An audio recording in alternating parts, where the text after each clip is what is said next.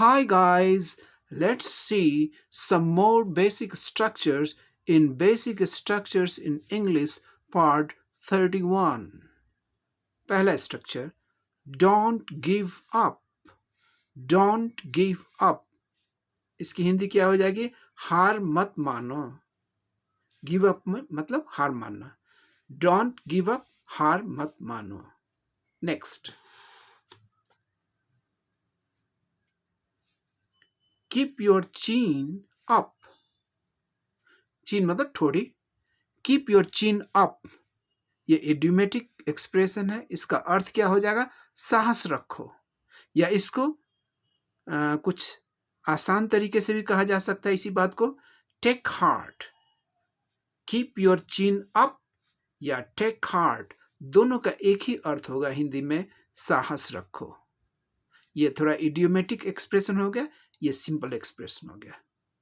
Keep your chin up या take heart दोनों का हिंदी में एक ही अर्थ होगा, साहस रखो. नेक्स्ट.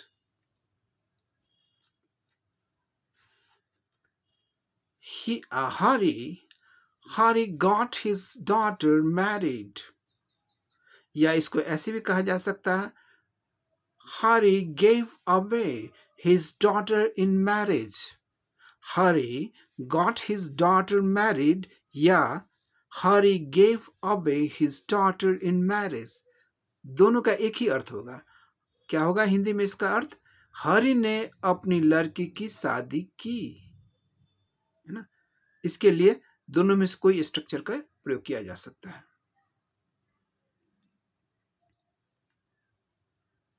नेक्स्ट.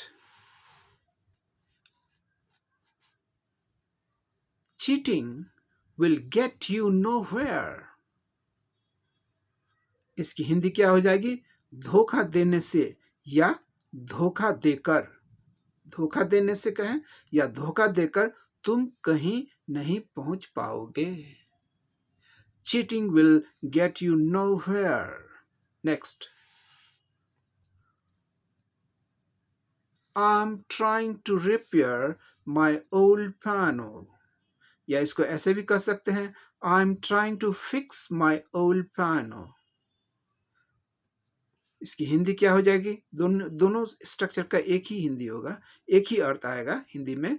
मैं अपना पुराना पियानो ठीक करने की कोशिश कर रहा हूं.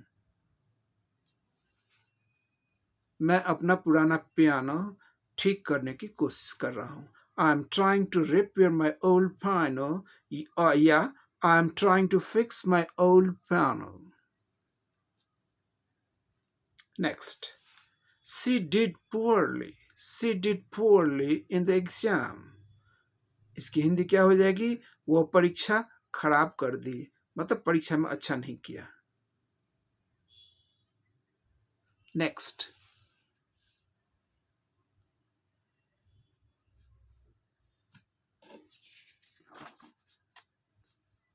There is a 50-50 chance of his survival. Survival मतलब बचना. इसकी हिंदी क्या हो जाएगी? उसके बचने की 50% चांस है, यानी वह बच भी सकता है और नहीं भी बच सकता है. इसी को 50-50 चांस कहा गया है. Next. Are you ready? Are you ready to split the profit with me. इसकी हिंदी क्या हो जाएगी? क्या तुम मेरे साथ प्रॉफिट बांटने को तैयार हो? मतलब जो प्रॉफिट हुआ है, आमदनी हुआ है, उसमें दोनों आदमी हाफ हाफ शेयर कर सकते हैं. इसके लिए तैयार हो? Are you ready to split the profit with me. क्या तुम मेरे साथ प्रॉफिट बांटने को तैयार हो? अब कुछ और बेसिक स्ट्रक्चर्स को देखें.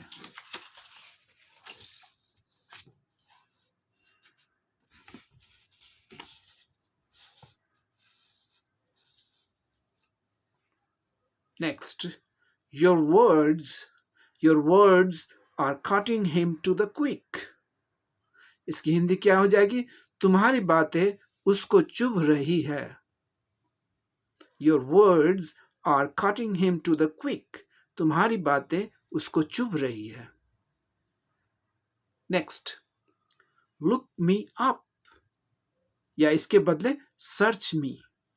लुक मी अप कहें या सर्च मी, ये फ्रेज हो गया। Look me up, look up मतलब खोजी करना, और उसका सिंपल वर्ड में सर्च मी। लुक मी अप या कहें search me before you leave, जाने से पहले जरा मेरी खोज कर लीजिएगा या खोज कर लेना। Next, he has got his MA, he has got his MA from Delhi University। इसका अर्थ क्या हो जाएगा? उसने दिल्ली यूनिवर्सिटी से MA किया है। ये प्रेजेंट परफेक्ट टेंस में हो गया। he has got, वर्ब का तीसरा फॉर्म है ना, किया है ना, उसने दिल्ली यूनिवर्सिटी से MA किया है। या इस बात को सिंपल पास्ट से भी दिखाया जा सकता है। He did his MA from Delhi University, वह दिल्ली यूनिवर्सिटी से MA किया। अभी अभी किया है तो ये प्रेजेंट परफेक्ट हुआ, अभी किया है एकदम हाल साल में, तो he has got his MA from Delhi University हो गया। और कुछ दिन हो गए, कुछ साल हो गए, बीत गए, तो उस अवस्था में सिंपल पास्ट में इसका इस बात को कहा जा सकता है। He did his MA from Delhi University, वह दिल्ली यूनिवर्सिटी से MA किया। यह सिंपल पास्ट हो गया, ये प्रेजेंट परफेक्ट हो गया। ये हो गया अभी अभी रिसेंटली किया है, ये पहले है ना, बीते समय में 1 साल 2 साल पहले किया है, तो उसमें ये सिंपल पास्ट का प्रयोग करेंगे। Do did done, simple past में क्या होता है? वर्ब का दूसरा फॉर्म आता है ना। सिंपल पास्ट में ही वर्ब का दूसरा फॉर्म का प्रयोग होता है और कहीं नहीं होता है, इसीलिए यहाँ दूसरा फॉर्म डू का डिड है ना।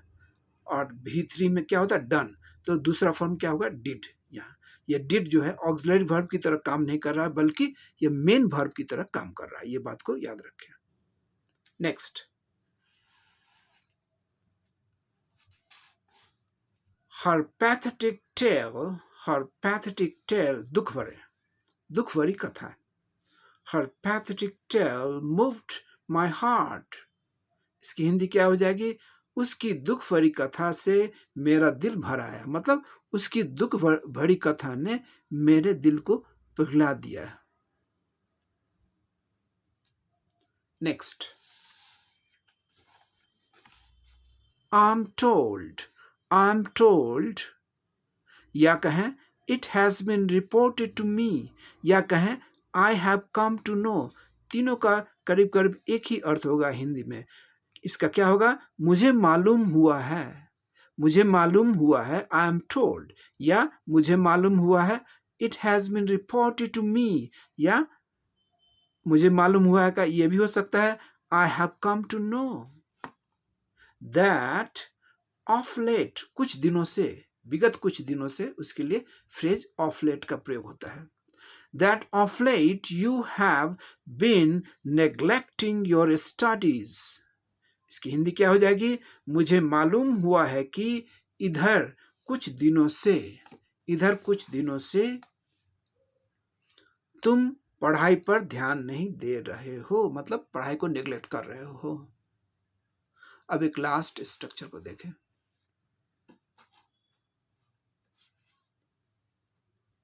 It is no use, या it's no use, it is no use flogging the dead, इस या ये जो है यूएसई यूज, ये नाउन की तरह प्रयोग हुआ है। जब नाउन की तरह यूज का प्रयोग होता है तो इसका उच्चारण क्या होता है? यूज सा होगा, यूज। अब ये वर्ब की तरह कहीं प्रयोग होगा दूसरी जगह, तो उसका उच्चारण क्या होगा? ज, यूज वर्ब हो गया, यूज नाउन हो गया, तो ये नाउन है इसलिए use. It is no use flogging the dead, इसकी हिंदी क्या हो जाएगी? मरे को मारने से कोई फायदा नहीं है, या कहें मरे को क्या मारना। Thanks a lot. See you in the next video.